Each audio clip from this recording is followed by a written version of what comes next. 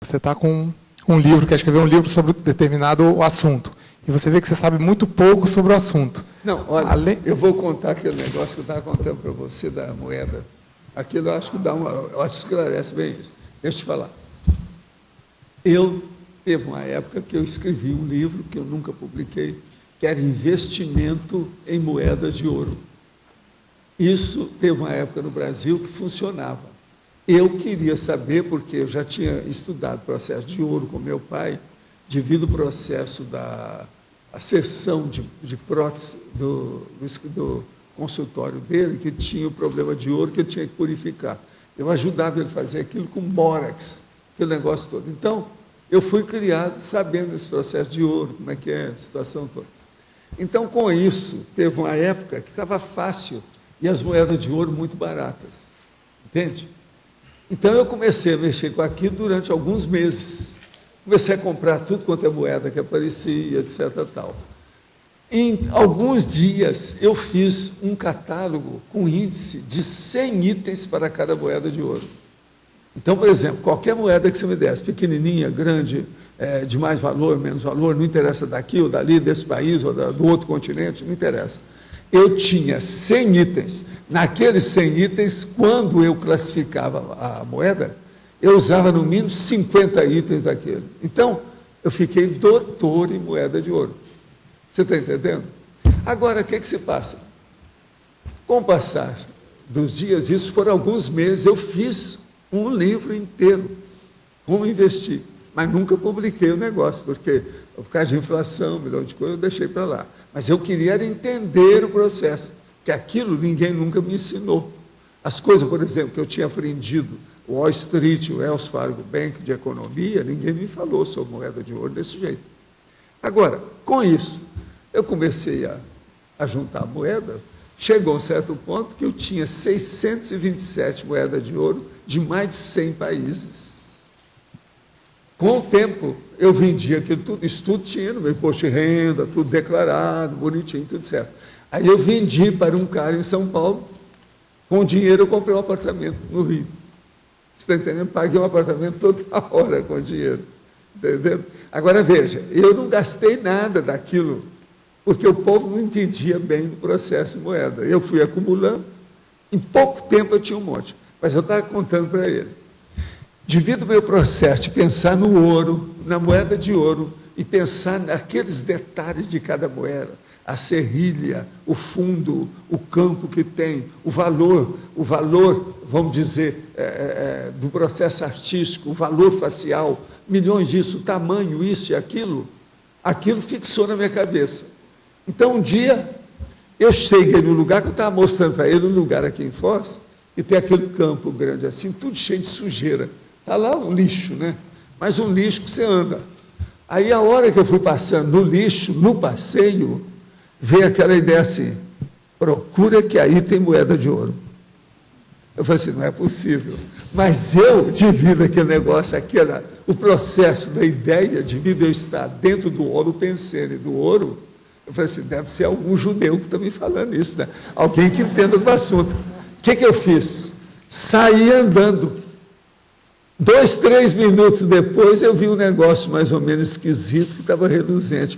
Mexi na terra, assim, numa biga de uma moeda. E outra coisa, moeda média, uma nota, na ocasião. E outra coisa, já estava usada, tudo isso, mas bem, você olhava bem a coisa. E outra coisa, de ouro. Agora, aí criou-se um problema muito sério. E o resto? Eu vou deixar de ver aquele resto? É só essa? Foi um problemão. Essa segunda parte é que foi o pior. Aí eu falei assim, não, só deve ser essa, porque não é possível, moeda de ouro não se perde. Porque o negócio é grande. Uma joia, por exemplo, você pode perder. Um colar, ele fica esticado, cheio de coisinha pequena, ele some. Mas a moeda não, ela chama atenção. E se ela tiver qualquer coisa, ela pode estar brilhando, se tem algum campo que está liso. Agora, é lógico que lá não tinha mais moeda nenhuma, era só aquela. Agora, então eu falei assim, essa aqui é a moeda do Tim Patinhas. Você lembra que ele tinha uma moeda da sorte? É a número 1 dele, entende? Agora veja, isso que eu quero dizer para vocês, como é que é o óleo pensene. Agora, isso aí é o que o cara me perguntou, mas Valdo, Como é que é esse negócio de moeda? Não, a moeda começa pelo seguinte, a maioria das moedas são todas redondas. Então, eu olho um carro passando, você vê o carro que é redondo. É a moeda de ouro que está sustentando. Você olha outra coisa, você vê. Eu olho para os seus olhos e vejo a pupila sua é redonda. Ó, tem 2 moedas de ouro. E por aí vai. Daí a pouco você está vendo moeda de ouro por tudo quanto é lado. Você entende? Isso é para mostrar a profundidade da abordagem pesquisística. Agora, com isso, não tinha jeito. Você há de ver, quando eu fazia viagem nessa época, a Europa, Estados Unidos, que eu chegava nos lugares da numismática para ver, eu já sabia todos os valores, como é que era. Chegou num certo ponto que eles começaram a fazer consulta para mim. Eu cheguei a ganhar moeda de ouro por causa das consultas que eu dei. O cara vinha perguntar uma coisa, às vezes do século XIX, coisa mais séria, braba, sabe como é que é? Sobre ouro, às vezes século XVIII. E eu já sabia. E eu, como eu ainda tenho, eu acho, eu tenho guardado lá os dados da moeda de ouro, 100 itens, como é que são? Sabe como é? Que é um catálogo que eu fiz. Agora, aquilo é o máximo. Você não deixava nada. Você está entendendo? Olhando tudo, como é que foi, a serrilha, tudo que tem, os detalhes da moeda. Com isso você classifica tudo. Agora, a gente aprende muito. Agora, eu já mexia com ouro, mas era o processo do meu pai. Você colocava lá, você está entendendo? Para depois colocar o bórax, aquilo limpava o ouro velho, então ele fica novo de novo, fica limpo, sem impureza, entende? Com isso, ele fazia as peças, para fazer prótese, tudo quanto é jeito, ponte, a bridge, esse negócio todo. Eu aprendi isso pequeno, ajudando meu pai. Então, é metalurgia, tudo isso é da área da metalurgia. A metalurgia que leva para a numismática. Vale. O maior cara que eu encontrei no Brasil, que entendia isso, que era o doutor, que era um engenheiro, ele era professor de metalurgia. E foi um grande nome na Leopoldina, sabe? Sabia de tudo lá da diretoria.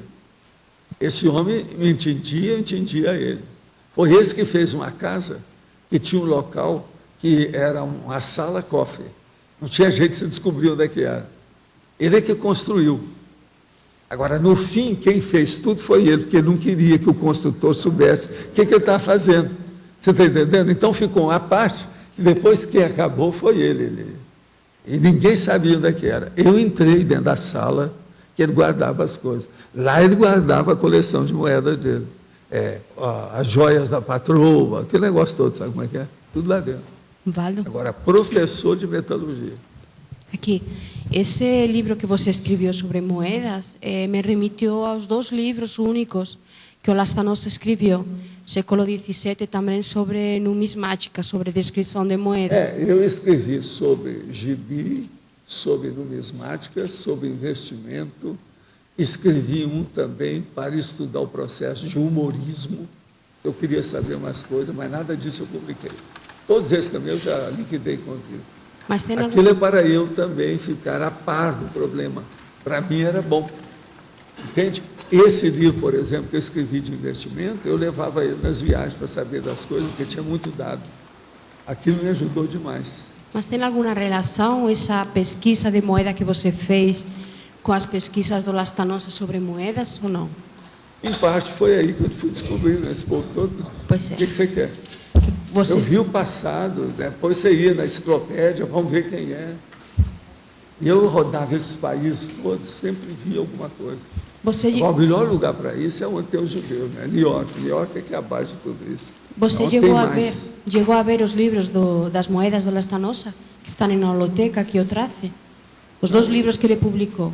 Todos eles, que tem a maioria, você já viu, né? Hoje, ele incluso desenhava a moeda. Com todos os detalhes da moeda. Mas eu não preciso disso. O problema meu já era estudar, porque hoje tem muito catálogo. Sim. Catálogo enorme, é verdadeiro catálogo de telefone, dessa grossura, desse tamanho. Então, ali tem tudo, de todo quanto é tipo, e tem países especializados. Agora, o problema, a moeda de ouro, ela é importante devido ao processo de investimento. Como investimento, é a melhor moeda que tem, não são as outras. Melhor do que elas, é só aquelas que têm platina. Mas as moedas de platina são muito difíceis de arranjar. Você sabe que platina é superior a diamante. Sim. Depende do que quer que você tenha. Superior a ouro, tudo isso. Platina. Superior a prata. A platina é raríssima. É. Eu cheguei a ter moeda de platina com o negócio Mas todo, então- mas é um problemão. Agora, eu deixei isso tudo porque a hora que começaram a roubar de todo jeito, eu desisti. Por exemplo, eu tinha as moedas nas caixas de segurança do banco. Isso então você entrava e tinha um subterrâneo no banco onde tinha uma caixa. É aquela caixa com chave, o outro que tem a chave, sabe como é que é aquelas chave dupla? Agora, um dia eu estava lá em São Paulo, lá, quando eu tinha casa lá no Rio, quando eu estava lá em São Paulo, quando eles roubaram uma caixa de segurança do banco. Eu falei assim, então, acabou. Agora eu não tenho mais segurança de nada disso. E levaram muita coisa do banco que roubaram na ocasião. E desses, contudo, aqueles de porta redonda que roda um negócio maior do que a gente, sabe como é que é?